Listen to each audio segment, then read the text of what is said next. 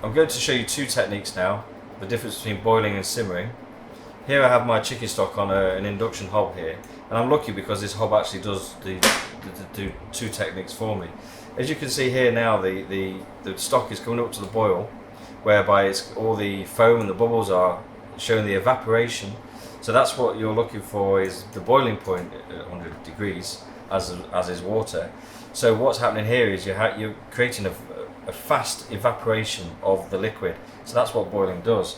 But you might not always want to boil something, and you need to do it more gently.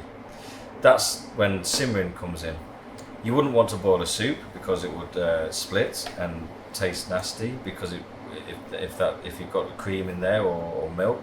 Secondly, you don't really want to be eating boiling soup. You want something that's a little bit more hot but not boiling. This here now is where it's boiling, so now I can see it's just got a little simmering bubbles underneath. So that's just a difference in probably about 10 degrees in temperature.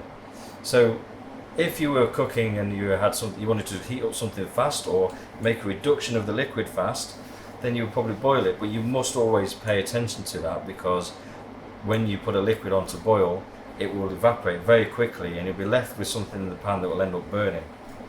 If you simmer, you can control the heat, and that's the difference, is controlling your cooking, and it's the control is what helps you prepare something really good in the future.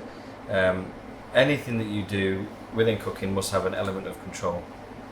So now it's starting to simmer, and you'll see in a moment when I turn the dial, it'll start to come up to the boil again. So there you go, it's now coming up to the boil, and if I turn it down, it will start to simmer. And that's the difference between boiling and simmering. It's basically controlling your liquid.